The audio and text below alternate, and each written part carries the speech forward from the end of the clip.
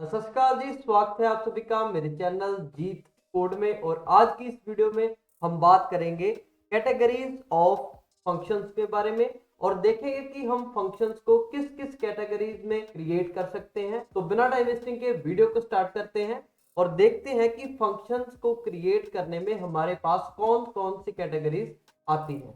तो अब डिस्कस करते हैं कैटेगरीज ऑफ फंक्शन के बारे में।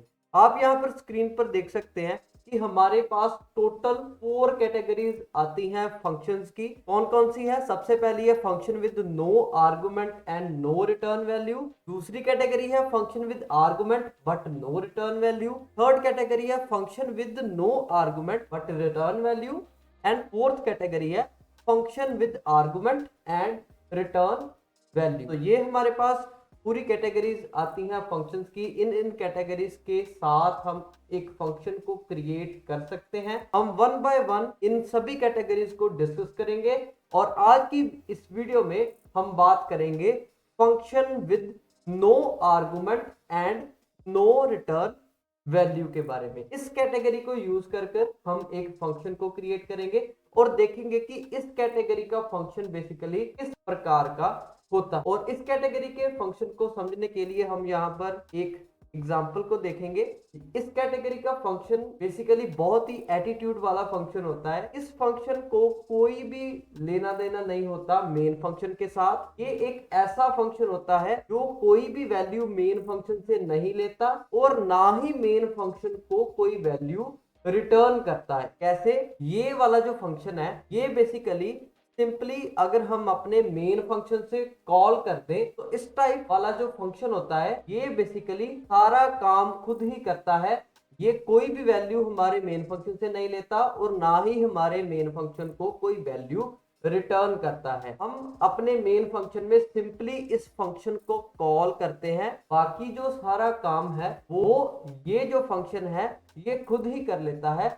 इसीलिए इसका नाम है no argument and no return value function. इसमें हम अपने मेन फंक्शन से कोई भी आर्गुमेंट को पास नहीं कर रहे और ना ही ये जो फंक्शन है ये कोई भी वैल्यू हमारे मेन फंक्शन को रिटर्न करेगा। तो इस एग्जांपल से आपको पता चल गया होगा कि इस कैटेगरी का फंक्शन कैसा होता है। अब हम एक छोटा सा प्रोग्राम राइट करते हैं और इस कैटेगरी ऑफ फंक्शन को अपने प्रोग्राम में इंप्लीमेंट करते हैं और एक फंक्शन क्रिएट करते हैं। तो बिना टाइम वेस्टिंग के चलते हैं अपने VS कोड के ऊपर और अपने प्रोग्राम को राइट करते हैं और इस कैटेगरी का फंक्शन कैसे क्रिएट किया जाता है इसके बारे में हम देख लेते हैं। तो बिना टाइम वेस्टिंग के चलते हैं अपने VS कोड के ऊपर। जैसे कि आप देख सकते हो कि हम अपने VS कोड के ऊपर आ चुके हैं और हमने यहाँ पर एक प्रोग्राम क्रिएट कर लिया हुआ है। अब हम नो आर्गुमेंट और नो रिटर्न वाली कैटेगरी का एक फंक्शन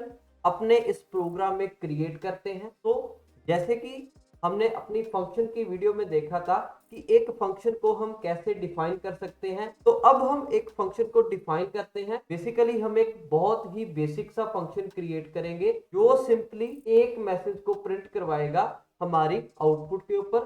सो अब अपने फंक्शन को क्रिएट करते हैं। तो हमने बेसिकली एक ऐसा फंक्शन क्रिएट करना है जो कि कोई भी वैल्यू हमारे मेन फंक्शन से ना ले और ना ही कोई वैल्यू हमारे मेन फंक्शन को रिटर्न करे। तो यहाँ पर हमने अपने फंक्शन की जो रिटर्न टाइप है उसको वॉइड ही रखना है क्योंकि हमारा फंक्शन कोई भी वैल्यू मेन फंक्शन को रिटर्न नहीं करेगा। तो यहाँ पर हम वॉइड रिटर्न टाइप राइट कर देंगे अपने फंक्शन की और फंक्शन का नेम हम सिंपली प्रिंट रख देंगे क्योंकि हमने एक मैसेज को ही प्रिंट करवाना है अपनी आउटपुट के ऊपर। और ये जो फंक्शन है ये कोई भी वैल्यू हमारे मेन फंक्शन से नहीं लेगा। तो इसीलिए यहाँ पर हम पैरेंथेसिस में कोई भी आर्गुमेंट पास नहीं करेंगे क्योंकि ये जो हम फंक्शन राइट कर रहे हैं ये नो आर्गुमेंट और नो रिटर्न वैल्यू वाली कैटेगरी का फंक्शन है। तो इसीलिए हम यहाँ पैरेंथेसिस में कोई भी वैल्यू या वेरिएबल डिक्लेयर नहीं करेंगे, आर्गुमेंट नहीं पास करेंगे। तो अब हम अपने इस फंक्शन की डेफिनेशन राइट कर देते हैं कि ये फंक्शन क्या करेगा।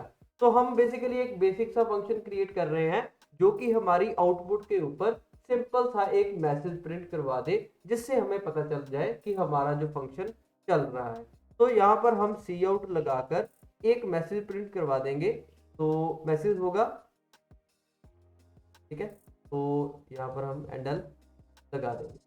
तो हमने अपने इस प्रिंट नाम के फंक्शन को क्रिएट कर लिया है। तो और हमने ये भी बता दिया है कि ये फंक्शन काम क्या करेगा। सिंपल सा काम है, एक मैसेज प्रिंट करवा देगा हमारी आउटपुट के ऊपर। तो ये हमने फंक्शन क्रिएट किया है किस कैटेगरी का, no argument and no return value category का। तो अब हमने अपने फंक्शन को डिफाइन तो कर लिया कि हमारा ये जो फंक्शन है ये काम क्या करेगा, लेकिन जब तक हम अपने फंक्शन को मेन फंक्शन में कॉल नहीं करेंगे तब तक ये फंक्शन कोई भी काम नहीं करेगा। तो अब हमने सेकंड स्टेप यहाँ पर करना है, जो कि है फंक्शन को कॉल करनी है अपने मेन फंक्शन से। तो हम अपने मेन फंक्शन में आएंगे और यहाँ पर सिंपली अपने फंक्शन को कॉल करेंगे। फंक्शन का नाम है प्रिंट, और ये फंक्शन कोई भी वैल्यू हमारे मेन फंक्शन से नहीं लेगा। तो यहाँ पर हम पैरेंथेसिस में कोई भी वैल्यू पास नहीं करेंगे और यहाँ पर हम सेमीकोलन लगा देंगे।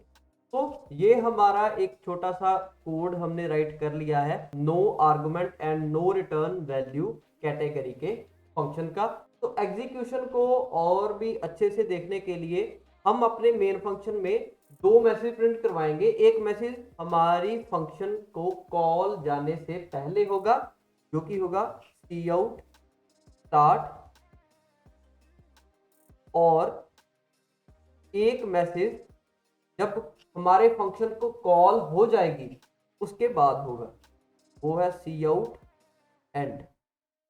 इससे हमें बहुत ही क्लैरिटी से पता चल जाएगा कि हमारा फंक्शन कैसे कॉल हो रहा है। तो ये हमने एक छोटा सा कोड राइट कर लिया है। अब हम इस प्रोग्राम को सेव करते हैं और इसको एग्जीक्यूट करके देखते हैं कि हमारी जो आउटपुट है वो सबसे पहले स्टार्ट आ रही है, और उसके बाद ये जो प्रिंट फंक्शन का मैसेज है ये प्रिंट हो रहा है, और उसके बाद ये जो एंड मैसेज है ये प्रिंट हो रहा है या नहीं हो रहा। तो इसको सेव करते हैं और इसको एग्जीक्यूट कर देखते हैं।